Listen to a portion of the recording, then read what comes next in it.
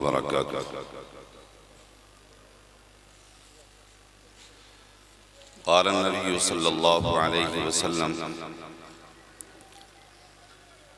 उग़्तु आलिमन औ मुतअल्लिमन औ मुस्तमिअन औ मुहिब्बन लहू फला तकुनिल खामिसा फतहलिक। मोहतरम बुजुर्ग और दोस्तों, उलमाए किराम की मौजूदगी में जो स्टेज पर हमारे और आपके सबके बड़े जो बहुत बड़ी शख्सियत के मालिक हैं, बड़ी गुनागो सिफात के हामिल हैं, बहुत बड़े मदरसे के जिम्मेदार हैं, मोहतमिम हैं और उनका फैज़ बहुत दूर तक और बहुत ज़माने से जारी व सारी। हो गया क्या काम आपका? अब थोड़ा सा खामोश हो जाएंगे? खामोश हो जाओ बस।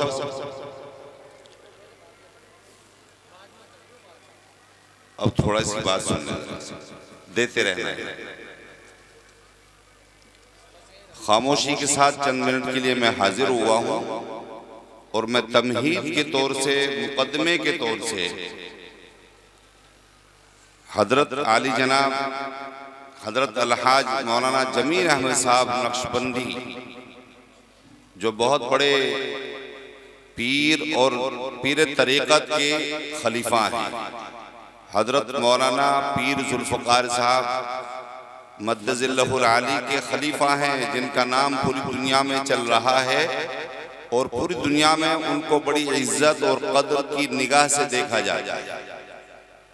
उनके खुलफा में से एक हैं जो हमारे इलाके में, हमारे क़ुर्ब जवार में अल्लाह ने उनको ऐसी खलात से और खिलाफत से नवाजा है। तो मेरे भाइयों, मेरे बुजुर्ग और दोस्तों, ये मदारिस जिसकी एक कड़ी ये मदरसा आपका, जिसमें आप तशरीफ फरमा हैं, मौजूद हैं और जिससे ये 4 बच्चे हाफिज़े कुरान अभी उनके सरों पर दस्तार हुई है, उलमा ने दस्तार बंदी फरमाई है। ये बड़ी ही खुशी और मुसर्रत का मकाम है कि जिन घरों में या जिन घरों के ये फर्जंद हैं, बच्चे हैं, वो बहुत ही खुश नसीब घराने हैं, वो बहुत खुश नसीब वालिदैन हैं। उनके ख़ानदान, जो ख़ानदान वाले, वो भी बड़े खुश नसीब हैं। चूँकि आपने सुना होगा कि एक बच्चा हाफिज़ कुरान बाअमल बशर्ते वो ऐसे 10 आदमियों को जहन्नम से निकालकर जन्नत में ले जाने वाला होगा जिसके ऊपर जहन्नम वाजिब हो चुकी थी। ये एक एक बच्चे के लिए जो हाफिज़ कुरान हुआ है, उसके लिए फजीलत है और उसके माँ बाप को ऐसा जोड़ा इनायत फरमाएंगे, अल्लाह तबारक व तआला ऐसा जोड़ा पहनाएंगे और उसके सर पर ऐसा ताज उनके सर पर रखेंगे जिसकी रोशनी के सामने, जिसके नूर के सामने, मेरे बुजुर्ग और दोस्तों, सूरज और चांद की रोशनी फीकी और मध्यम पड़ जाएगी। तो मेरे भाइयों, कितना ऊंचा मकाम है, कितने आली मर्तबत हैं ये हुफ़ाज़। हुफ़ाज़ का ही मकाम है, उलमा का क्या मकाम होगा कि जो कुरान करीम के अल्फाज के साथ साथ उसके मानी, उसकी तफसीर, उसके मतालिब को जानते हैं, समझते हैं और अवामुन नास तक, हम सब लोगों तक वो उसके मानी और तफासिर और मतालिब को समझाते हैं और बतलाते हैं। तो मेरे बुजुर्ग और दोस्तों, इन मदारिस का सिलसिला और इन मदारिस से जो निकलने वाले उलमा, हुफ़ाज़, ज़ुहाद, क़ुर्रा, मुफस्सिरीन, मुहद्दिसीन की ये जमात जो इन मदरसों से निकलती है, इन उलमा का जो मकाम है और उनकी जो नस्ल है, और जो इनकी आबियारी कहाँ से हुई है, वो नबी पाक सल्लल्लाहु अलैहि वसल्लम तक ये रिश्ता और ये सिलसिला जोड़ता है। सुफ़ा जो एक चबूतरा जहाँ पर नबी पाक सल्लल्लाहु अलैहि वसल्लम के ज़माने में तकरीबन 170 के आसपास दीन को सीखने वाले, उलूम दीनिया को हासिल करने वाले, कुरान को सीखने वाले, कुरान के मतालिब और उसकी तफासीर को सीखने वाले, फ़िक़्ह और हदीस को सीखने वाले, जानने वाले, वहाँ पर एक जम्मे गफ़ीर और एक इज़्दिहाम रहता था। वो सिलसिला उस ज़माने से चलते हुए इस दीन को हम तक पहुँचाने का जो सिलसिला चला है, नबी पाक सल्लल्लाहु अलैहि वसल्लम के चबूतरे से जो चला है, जो उस ज़माने का उनका वो मदरसा था, उस मदरसे से जो सहाबाई किराम रिज़वानुल्लाह ताला अलैहिम अजमाइन के वास्ते से ये निस्बत जो चलती चली आ रही है कि सहाबा, ताबिईन, तबे ताबिईन और बुजुर्गान दीन और दीगर उलमा जो यहाँ तक के चलते चलते वो दारुल देवबंद तक पहुँचे हैं वो, और बहुत सारे बड़े बड़े मदारिस और बड़े बड़े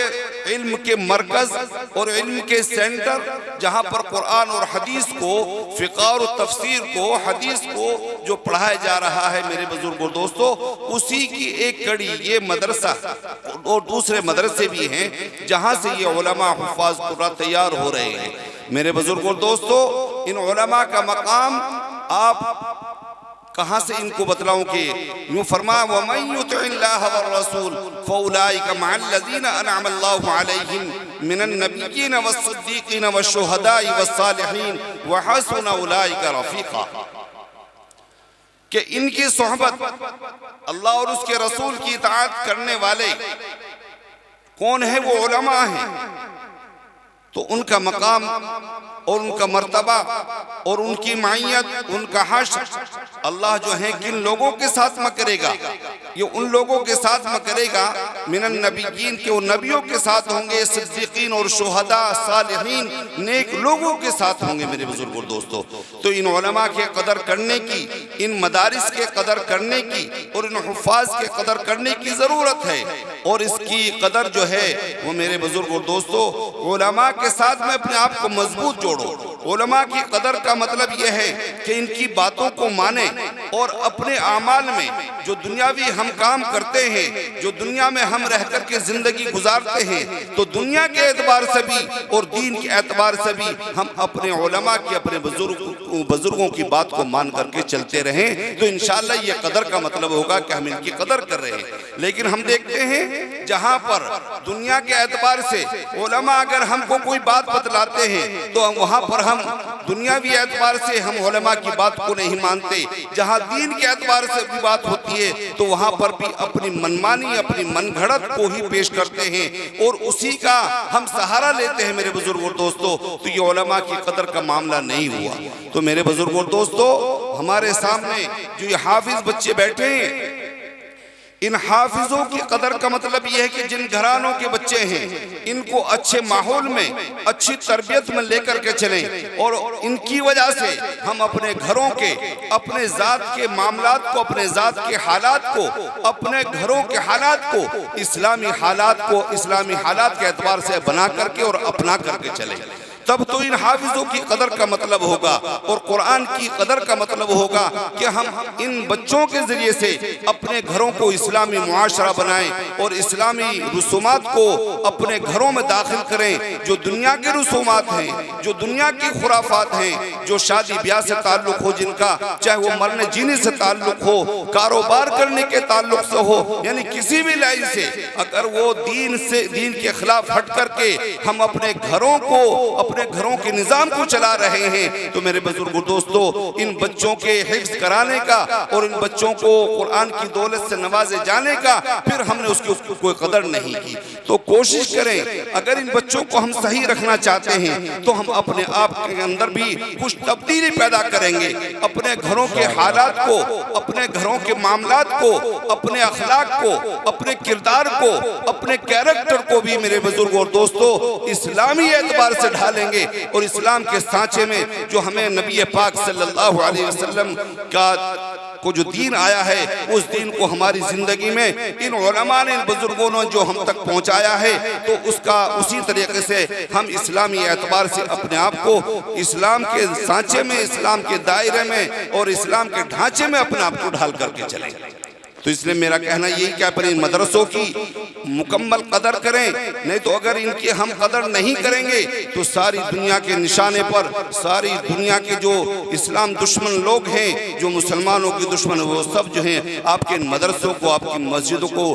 बर्बाद करने के उस दर पे हैं, उनको ख़त्म करना चाहते हैं। अगर आप इनको बचाना चाहते हैं, आप इन मदरसों के अंदर इनकी कदर करना चाहते हैं, तो मेरे बुजुर्गों दोस्तों, इन मदरसों की कदर करें और इसमें जितना भी ज्यादा से ज्यादा अपना माल, अपनी जान अगर इसमें लगे तो उसको खैर का जरिया समझें, इसलिए कि दुनिया फानी है, दुनिया खत्म हो जाने वाली है। और इसी के रास्ते से, इन मदरसों के जरिए से यूं फरमाया वल बाक़ियातुस सालिहातु खैरुन इंदा रब्बिका सवाबन व खैरुन अमला, यानी सवाब के एतबार से, दायमी एतबार से दुनिया तो खत्म हो जाएगी, लेकिन आमाल, जो अच्छे आमाल होंगे वो और जो अच्छे काम होंगे हमेशा हमेशा के एतबार से, सवाब के एतबार से वही हमारे काम आने वाले होंगे, जो जन्नत की नेमतों की शक्ल में और जन्नत के ठिकाने की शक्ल में हमारे आपके सामने होंगे। इसलिए मेरे भाइयों, मेरे बुजुर्गों, कोशिश करो कि हम इन उलमा की भी कदर करें, इन हुफ़ाज़ की भी कदर करें, इनको सही रास्ते पर लेकर के चलें। अगर हमने अपने हालात को ना बदला और हम ये चाहें कि हम हाफिज बच्चों को इनके हालात को बदल देंगे, तो ऐसा नहीं हो सकता। अगर आप इन बच्चों को सही रखना चाहते हैं तो मेरे भाइयों, मेरे बुजुर्गों, अपने घरों को सुन्नतों से सजाएं, इस्लामी तौर तरीकों से सजाएं, तो इंशाअल्लाह फिर हमारी जिंदगी में इन बच्चों के जरिए से फिर मजा आएगा। तो मेरा कहने का मतलब यही है मेरे बुजुर्गों कि हम अपने उलमा की कदर करें, इनसे जुड़ें और इतने मजबूत जुड़ें कि हर मामले में, दीन का हो, दुनिया का हो, हर काम को हम अपने उलमा से, अपने बुजुर्गों से पूछ करके करें। फसअलू अहल ज़िक्र इन कुंतुम ला तालमून। अल्लाह फरमाते हैं अहले इल्म से, अहले ज़िक्र से, अहले कुरान से मालूम कर करके हम अपनी जिंदगी को गुजारें। अल्लाह ताला मुझे भी और आपको भी सबको अमल की तौफीक अता फरमाए और इस मदरसे की और जहाँ जहाँ पर भी मदारिस हैं सबकी कदर करने की तौफीक अता फरमाए। और ऐसे बुजुर्ग शख्सियत जो हमारे दरमियान में मौजूद हैं, इनके अलावा जो भी हमारे इलाके में बुजुर्ग शख्सियत मौजूद हों, उलमा मौजूद हों, सब किया हमारी बस्ती में, हमारे कस्बे में जो भी उलमा मौजूद हों, जो मुफ्ती हों, आलिम हों, हाफिज हों, कारी हों, जो दीन से जुड़े हुए हैं, जो दीन का काम कर रहे हैं, मेरे बुजुर्ग और दोस्तों, कभी इनको सताने की, कभी इनको तकलीफ पहुंचाने की, कभी इनका दिल दुखाने की कोशिश न करें और इनकी कदर करें और इनको इज्जत की निगाह से और अदब और एहतराम से इनके साथ में पेश आए। अल्लाह ताला मुझे आपको सबको अमल की तौफीक अता फरमाए। मैं बीच में हाइल हो गया था हजरत के, जबकि हजरत को ही बात करनी थी, लेकिन हजरत से मैंने थोड़ी सी इजाज़त ली कि भाई मैं कुछ कह दूं, तो हजरत ने इजाज़त दी, तो मैंने आपके सामने कुछ कही। अल्लाह तबारक व तआला मुझे आपको सबको अमल की तौफीक अता फरमाए। ज़माना बड़े